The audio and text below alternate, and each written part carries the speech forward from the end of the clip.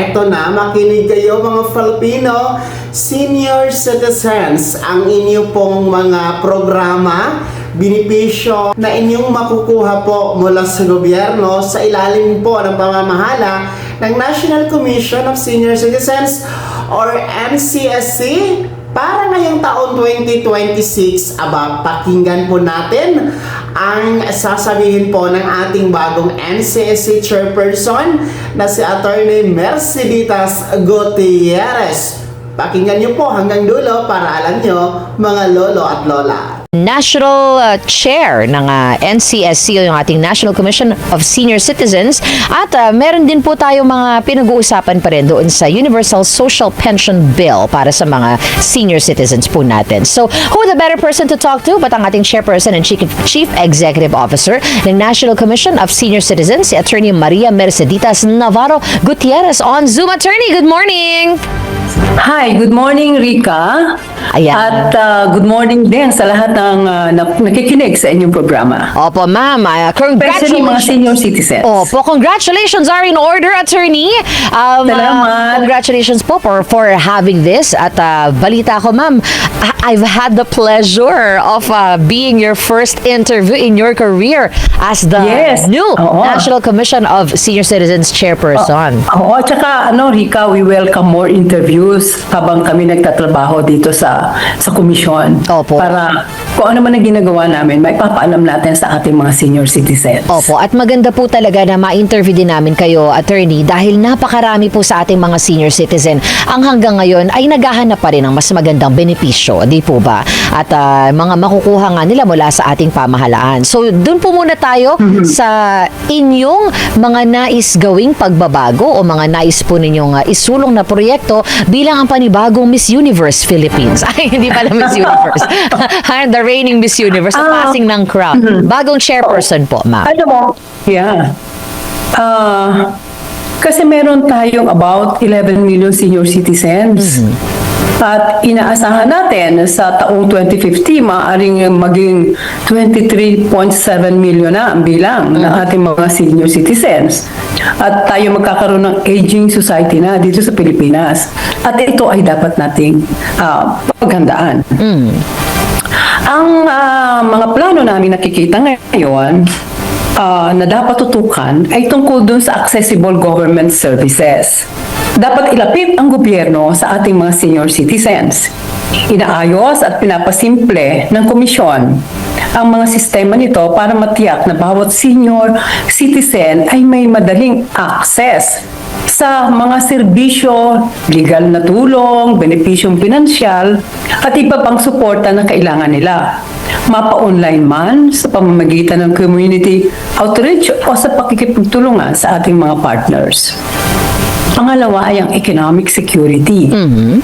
Layunin natin na matulungan ang mga senior citizens na mamuhay na may dignidad at financial independence. Hindi lang yung sapat lang para mabuhay, kundi mas maayos at mas may kumpiyansa sa araw-araw.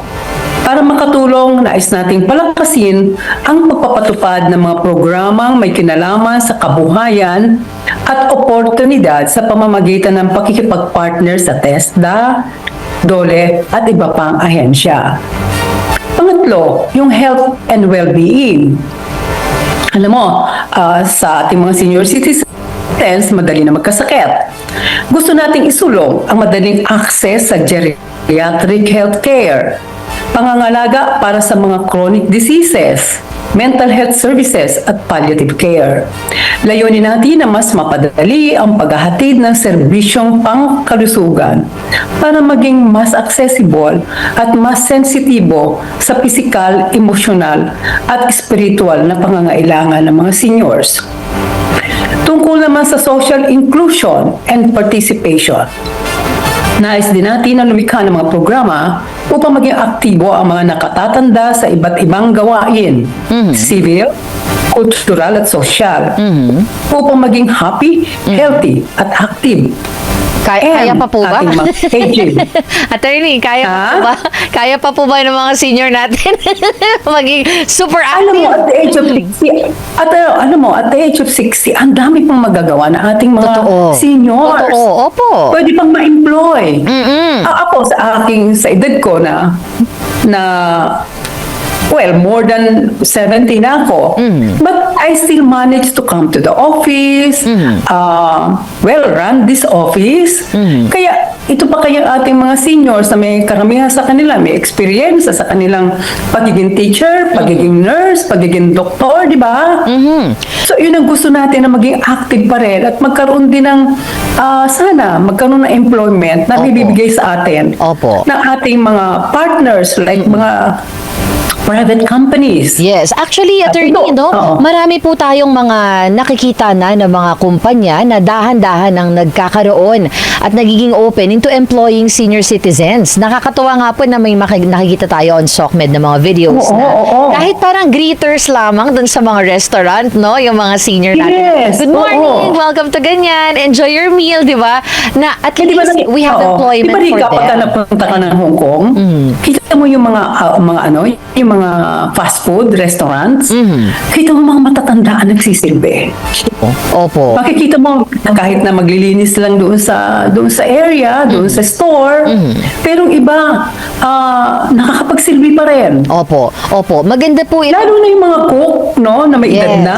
Yes. Eh, yung mga recipes nila na itago nila ng matagal at gustong patikim sa ating mga kabataan, pwede pa rin.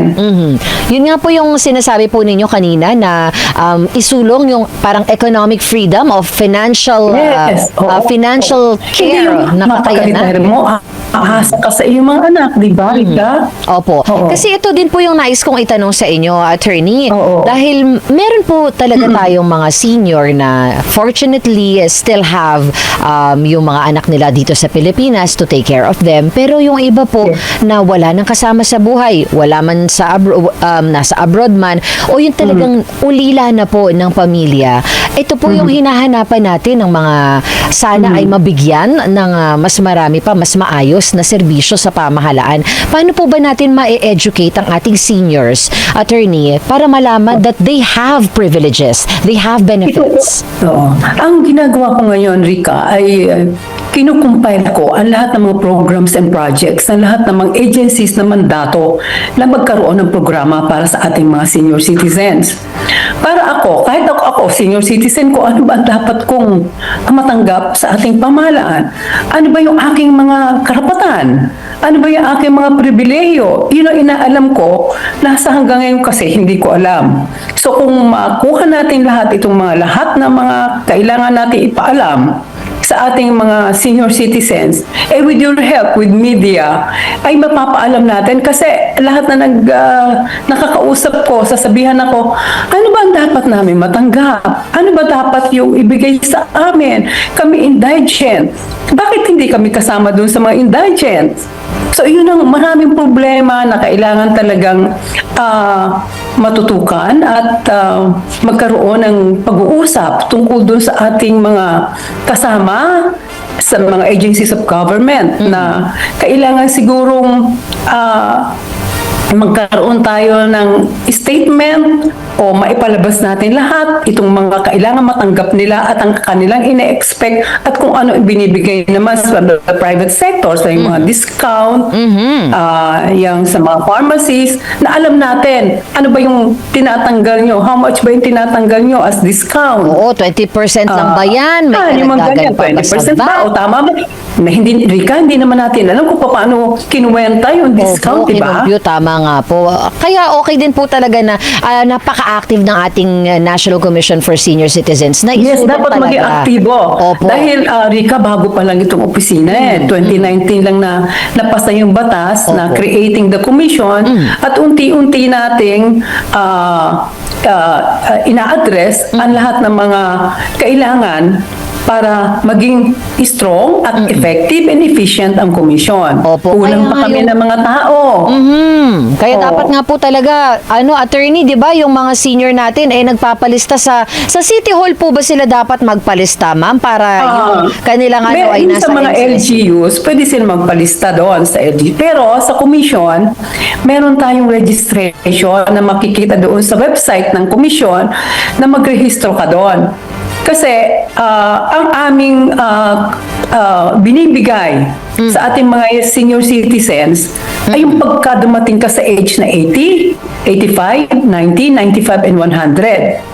Ang isang rehistrado na senior citizen ay makakatanggap ng 10,000 pesos. Opo. Pag dumating yung kanilang pagdating ng age 80. At since hindi naman nangyayari na naibibigay ang kanilang gifts, centenary gifts ang tawag natin, kaagad, ang gusto ko dapat ay maging birthday gift sa ating mga senior citizens, yung 10,000 Oo. pagdating ng 80. Oo, kasi Or di ba ano po 85. yan? 80, 85, 90, tama po ba yun? Every 5 years? 90, oo. May matatanggap? Mga milestones na age na 80, 85, 90, 95, Oo. and 100. Opo, ang kulit nung milestone yung 10,000, no? tawag natin. Except for 100, pag reach ng 100, Mas may malaki.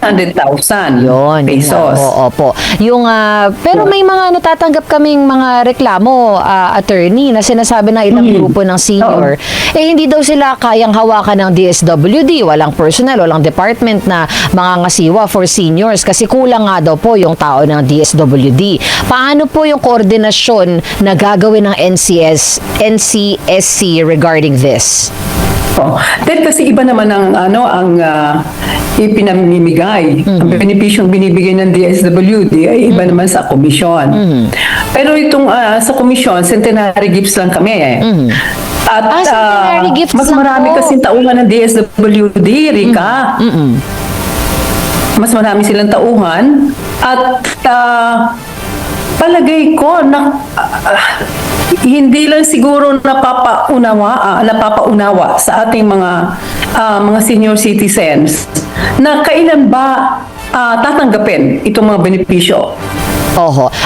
Sino ba ang magbibigay? Yes, Attorney Hindi ba Sir, yung can you, ganon? pwede Sino pong magbibigay? Opo, pwede pong pakilinaw lang po ng mabilis, no? Yung sinabi niyo po kanina na centenary gifts lamang po ang hawak Centenary gift, yun ang gagaling sa komisyon. Yun lang ang aming binibigay. Aha. Yung 10,000 sa milestone age, no? Pero ang iba na merong sa mga sa DSWD, meron silang ibinibigay na meron silang sa AICS, yung mga sa mga victims of disaster, meron silang AKAP, meron silang for indigents na hindi alam ng mga tao how much ba, dahil kasi ang dapat daw matanggap ay 1,000 to 10,000. So yung mga kababayan natin, mga seniors, hindi alam na kailan ko ba ito tatanggapin. Oo.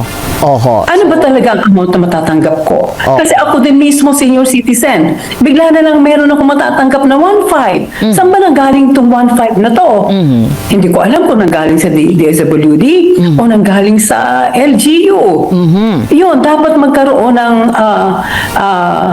clarification o identification ng mga benefits na tinatanggap ng ating senior citizens. Opo. And who the better to inform our senior citizens but the NCSC para malaman po natin. Kami nagbo-volunteer at I think dapat maging trabaho ng komisyon na ipaalam natin ito sa ating mga kababayan. So kukuhanin natin lahat yung mga benepisyo na binibigay ng mga ahensya ng gobyerno na kasama ang DSWD at ang DILG through the OSCA, sasabihin namin, kaya kinukumpile namin lahat yan at iyan ay ipapaalam natin sa ating mga kababayan seniors.